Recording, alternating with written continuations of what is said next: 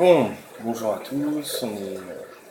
C'est la première vidéo que je vais faire. Donc, bête en vrac. Ça fait un petit moment que je suis sur Wina. J'ai aussi un site de Paris, mais bon, là j'ai un petit peu laissé tomber tout ça. En fait, j'ai décidé de faire une vidéo simplement parce que là, ces derniers temps, j'ai pris pas mal de bad beats et en fait, je pense que je suis un petit peu en tilt. Donc, en fait, je me dis qu'en fait, avec la vidéo, ça m'obligera à rester sérieux dans ce que je fais, essayer d'expliquer et de justifier un peu ce que je fais. Donc là, typiquement, on n'a pas KV max, on est sur du 25-50. Là, on vient de rentrer, il y a un mec qui est juste à notre gauche qui fait 2. Donc ça me demande de rajouter 1,50 dans un pot qui fait 3,25. Donc j'ai à peine la cote, j'ai J10. J'ai envie de coller une fois pour voir. Le flop, bien entendu, il est complètement pour nous. Alors, qu'est-ce qu'on fait? On tente d'arracher le pot. C'est peut-être pas assez, 2 tiers. Allez, on va voir.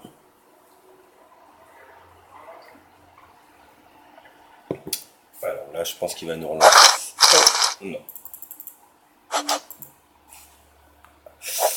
Allez, on va essayer d'être propre jusqu'à la fin et d'essayer de remonter un petit peu tout ça parce que là, aujourd'hui, ça a été une journée horrible. Mais bon, ça arrive, hein, il faut pas, il faut pas commencer à tomber dans les trucs genre ouais, Winamax, tatati, tatata. Non, non, rien du tout. Il y a des fois, on peut s'en prendre qu'à nous-mêmes, même si après, il y a des moments où on peut s'en prendre, on peut ne pas s'en prendre à nous-mêmes. Mais en même temps, ça fait partie du poker. C'est aussi pour ça qu'il y a autant de gens qui y jouent. Voilà, des trucs sur les rivers, voilà, ça existe, ça arrive. Voilà. Bon, très franchement, c'est un petit peu dur hein, des fois quand même, je vous avoue. Mais bon, ça fait partie du jeu, il faut l'accepter.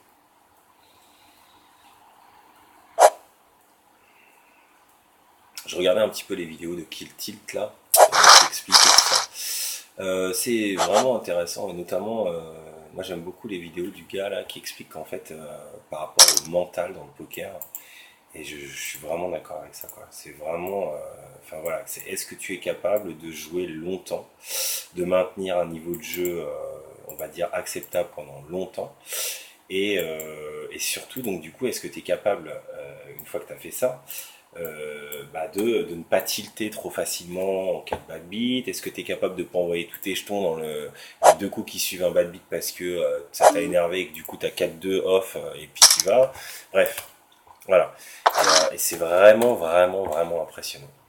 Voilà. Ouais, je trouve que du coup, pour avoir pas mal joué, ça m'est déjà arrivé plein de fois de me retrouver face à des types qui étaient en tilt, c'est-à-dire qui venaient de perdre un gros pot, qui cave 200, qui mettent boîte, toi t'as un as pas trop dégueu, as 9, as 10, même. Voilà, et bah tu colles et en fait les mecs tu t'aperçois qu'ils ont 7-2, 7-4, ils sont juste en tilt. Alors là, on a as 10, donc on fait la deuxième paire top kicker, on est premier de parole. Donc on va attendre un petit peu parce qu'il y a pas mal de cartes qui peuvent quand même nous aider encore à être un peu plus serein. Ok, là la doublette du 4 par exemple, c'est pas mal. Alors, est-ce que s'il y avait quelqu'un qui avait eu un roi sur ce flop, il aurait misé? Sans doute pas. La question maintenant, c'est de savoir est-ce qu'on peut faire fold d'un roi avec une mise. Alors, on va voir ce qui va se passer. Si on mise la moitié du pot, normalement, si le mec il a un roi, il devrait relancer pour protéger. Il relance pas.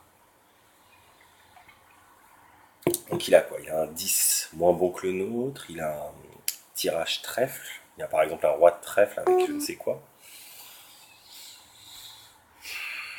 On va checker.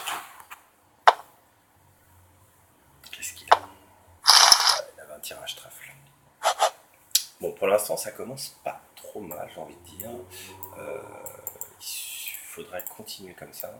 Donc, je parlais du niveau de jeu. Je trouve que c'est ça qui est le plus dur. C'est-à-dire, voilà, gagner de l'argent au poker sur un coup, sur une soirée, c'est, je pense, à la portée de beaucoup de gens. Moi, par exemple, ça m'est arrivé de faire des runs sur un jour, de passer d'une cave de 100 à 700, 800, 900 balles. Par contre, la question, c'est de savoir est-ce que tu es capable de tenir ça, de tenir ton style de jeu, de jouer solide, sans la peur au ventre, ou alors de ne pas être en tilt justement avec ces caves-là. Bref, tout un tas de trucs. Et en fait, c'est très dur. C'est très dur parce qu'en fait, il est très dur de, une fois qu'on a fait une bonne perf ou des choses comme ça, il est quand même vraiment dur, je trouve, de redescendre et de se confronter à à une variance qui va pouvoir être défavorable et tout ça. Ça, c'est vraiment hyper dur, quoi. Et franchement, le poker, c'est vraiment dur pour ça, quoi, je trouve. Alors, là, la doublette du 7, lui, il met 4. Un pot qui fait 5, il est collé une fois. Je pense que là, il faut qu'on se couche. Il a un brelan, effectivement, et l'autre a un peut-être. On aurait pu tout leur prendre s'il y avait eu un 8. Ça aurait été pas mal du tout. Ouais, donc je trouve que c'est vraiment très dur. Et donc, le mec, à un moment donné, il explique que par exemple, si on a été champion, pas champion, mais joueur de haut niveau dans le sport ou dans tout un tas d'autres choses, ça aide à mieux jouer au poker, et je trouve que c'est tout à fait vrai. Il y a une grosse part de mental, c'est-à-dire de contrôle de soi, de contrôle de ses émotions. Même en live, même sur internet, en live c'est encore pire, puisqu'en fait, franchement, quand tu joues sur des très grosses tables avec des mecs qui sont vraiment forts, en fait, t'es vraiment super lisible en fait. Sans t'en rendre compte, t'es super lisible dans ta façon de jouer, dans tes mouvements, tout un tas de trucs. Donc ouais, c'est assez dur. Bon, Asdam, relance standard, milieu de parole, pas été payé, bon, on va pas se plaindre. À suite, c'était payé une fois, j'aime pas trop ces spots quand il y en a un qui a payé généralement parce qu'il a payé. En fait, il y a deux solutions. Soit il a payé en attendant qu'il y ait quelqu'un qui relance pour faire éventuellement une grosse relance derrière ou je ne sais quoi, ou alors payer une grosse relance en ayant les notes. Bref, moi j'aime pas trop quand il y a un mec qui paye juste comme ça. Ouais, on aurait pu peut-être aller voir avec une autre à suite, mais à suite, c'est pas terrible, et puis en plus c'est pas suité, donc on va pas se faire chier avec ça.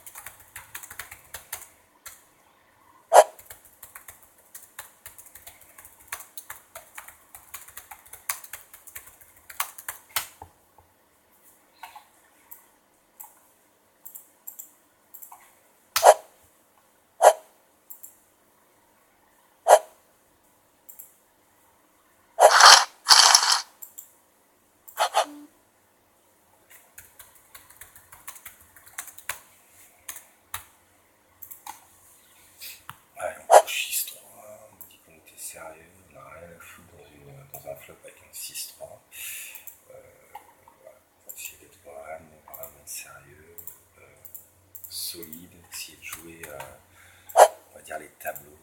C'est-à-dire, vous savez, les tableaux, les mecs qui balancent des tableaux de relance, des machins, des trucs. Voilà, les stats, il faut mieux relancer avec ci, avec ça, bref. On va essayer de suivre un peu ça.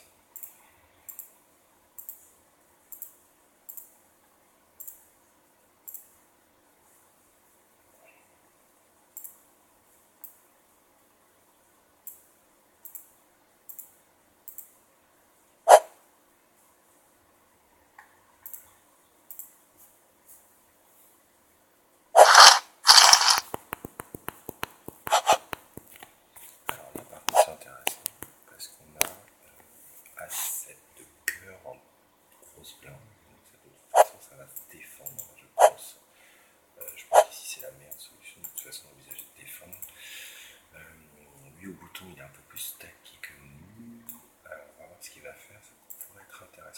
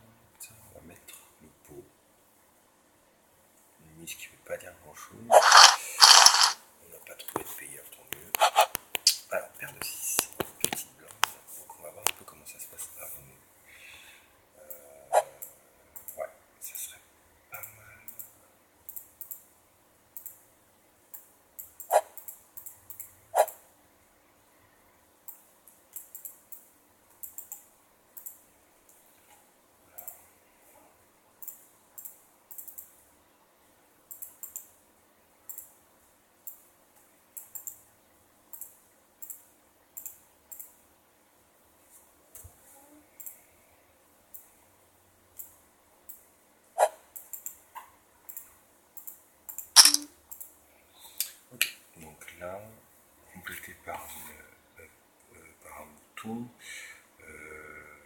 On va lancer, je pense que ça serait pas mal. On va mettre 2. On va doubler ce que chacun a. Alors. Qu'est-ce qui se passe? Pour l'instant, on n'a pas montré grand-chose. On a plutôt été sérieux. On n'a pas fait les fifous. Voilà. On est collé par le bouton qui donc avait mis 50 en espérance de coller.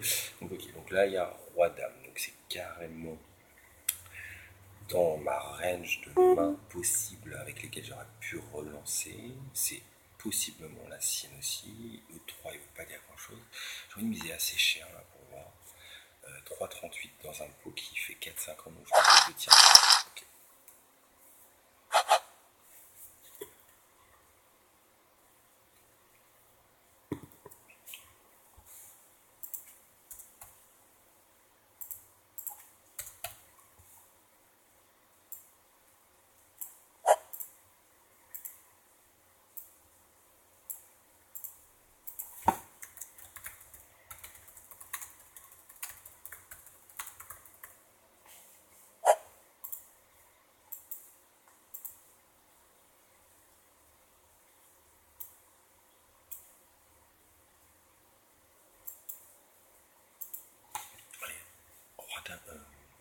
Dame aller au bouton, c'est pas mal aussi ça.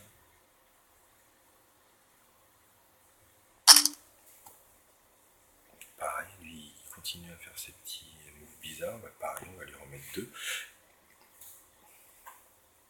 Je sais pas, moi je vois pas trop ce qu'il essaie de faire en fait avec son 50. Il veut juste aller voir un flop quoi.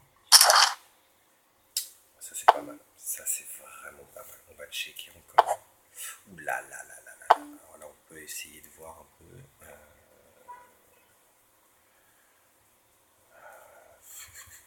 Voilà, il faudrait que je mise à un moment donné pour faire grossir le coup, mais en même temps si je mise il y a de fortes chances qu'il se couche.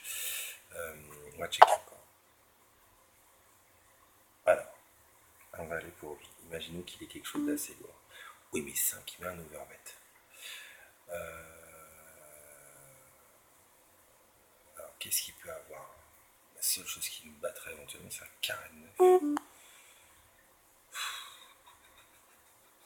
Parce que là on a full max.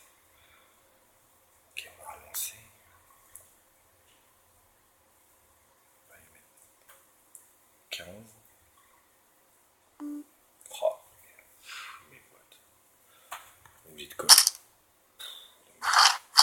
Oh là là, d'accord. Ok. Donc le mec, on revoit juste la main quand même. C'est-à-dire que le mec il a une dame avec rien. Donc en fait il a full c'est sûr, mais là ouais, à sa place sans doute j'aurais fait la même chose. Ah ouais. Je sais pas, c'était dangereux ce spot quand même. Bon ok. Bon bah écoutez, on a doublé, on va pas se plaindre. On va continuer comme ça, on va essayer de continuer comme ça, c'est pas mal.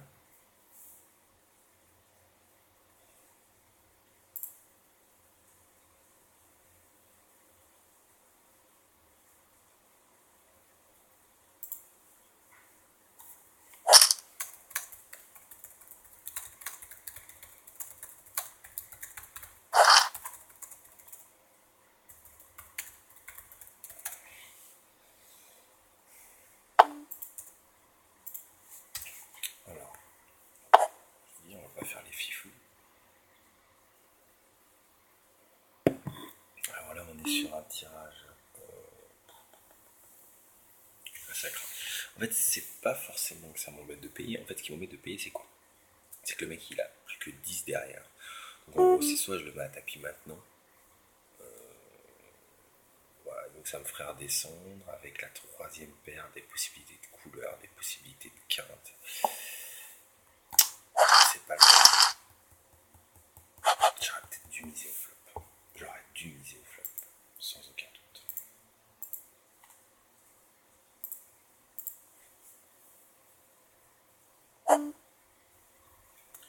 Allez.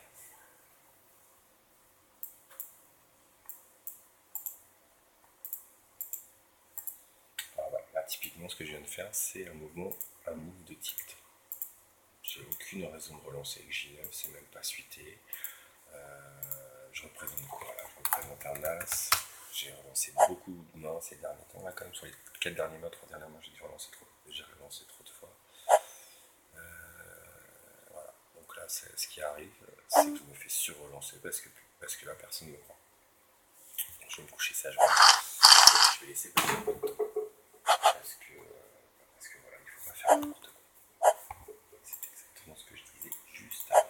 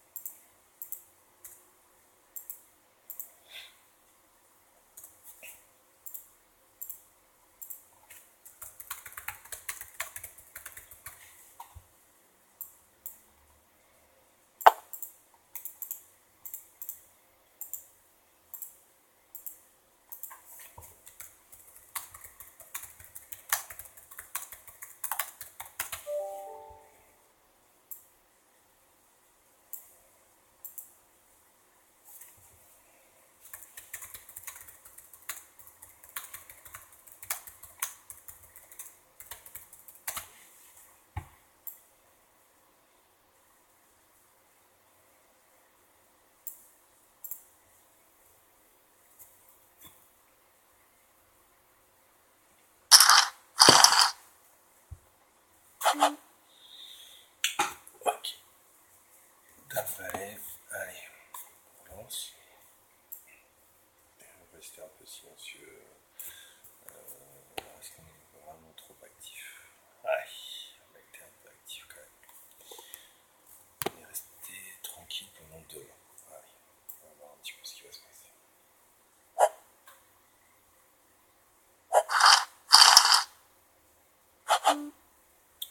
Il nous a fait. Allez, on se couche gentiment, 3-4.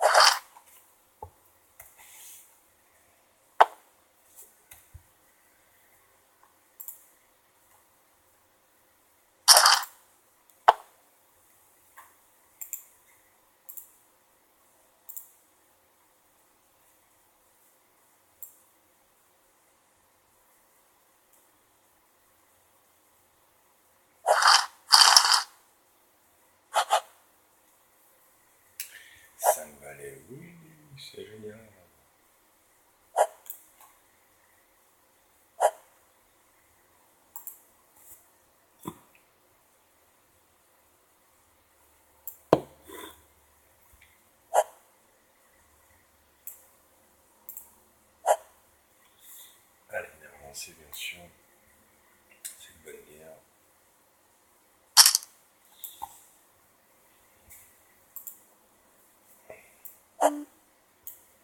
Alors là bien sûr on va se coucher, même si on était pas mal pour la cote, voilà, tu penses. Alors là tu vois c'est exactement la fausse bonne idée. Quand arrive un flop comme ça tu dis ouais, ça serait bien d'aller chercher un 8, oui d'accord. En fait faut pas aller chercher de 8 parce que regarde le 8 tu vas le chercher sur la river, il y a des possibilités de couleur. Et voilà, il y a une quinte supérieure à la quinte qui te met dans le. Vous m'avez compris. Bref, donc il faut se méfier des rivers tentatrices. Moi je les appelle des rivers tentatrices. Alors lui, il nous casse les pieds, il continue à faire ces espèces de trucs chelous, à coller avant le bouton sans lancer. S'il n'y a rien d'autre, je le mettrais bien à tapis. On va voir. Parce que bon, faut pas non plus déconner. Il a peut-être à 100 s'il te plaît. Qu'est-ce qu'il fait? Bon, alors dans une situation où il y a un mec qui colle juste avant le bouton avec un tout petit tapis, un autre mec au bouton qui lui décide de faire le move que j'avais prévu de faire, et un autre mec après moi. Donc là je suis pas du tout bien, donc là il faut que j'isole. Donc là je mettrai une grosse mise. On va essayer de mettre une grosse mise. Ouais, on va mettre 6 pour voir qui est prêt à payer pour venir nous chercher.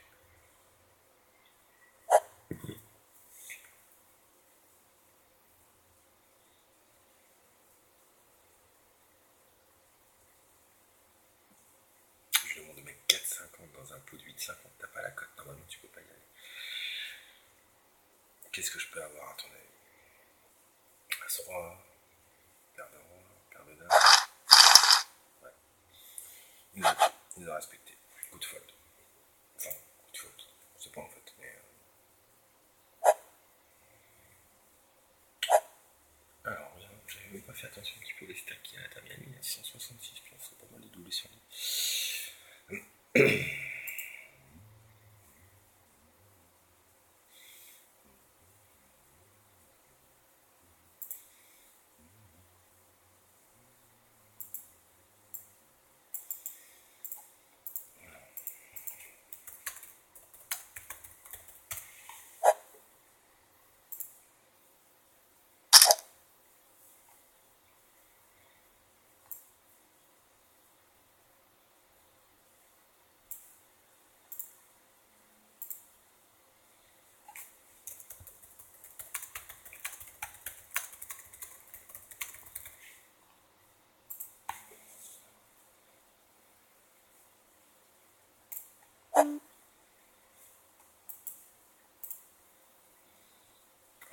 Là, j'ai envie de juste le call.